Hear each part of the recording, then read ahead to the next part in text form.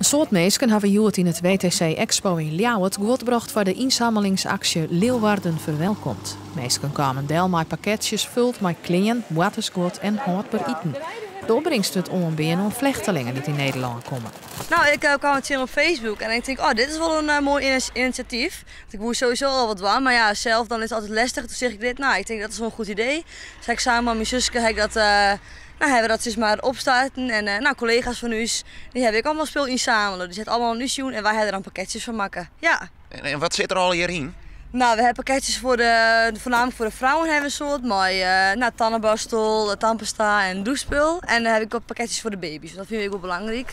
Mooie pampers en doeken en dat soort dingen. De actie is begonnen in Amsterdam, maar wordt nou toch iets meer steden oppikt. Zoals Grains, Leiden en Den Haag. En er is hulp van jong en oud.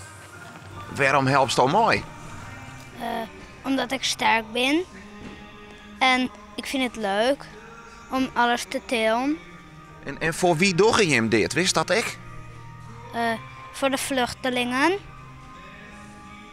En krijg je er ook wel wat van mooi in het nice? Want wat is er met die vluchtelingen onderhoor? Want in Syrië hebben ze oorlog. En dus daar ben ze voor om het vluchten. En doodtochters van, goh, dan moet ik mooi helpen. Ja.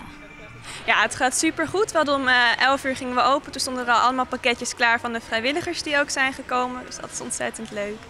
En we hebben nu 3 balies. De eerste balie die je hier ziet, die gaat dit aannemen. Daarna is de controle en daarna is het sorteren. En dat gaat super tot nu toe.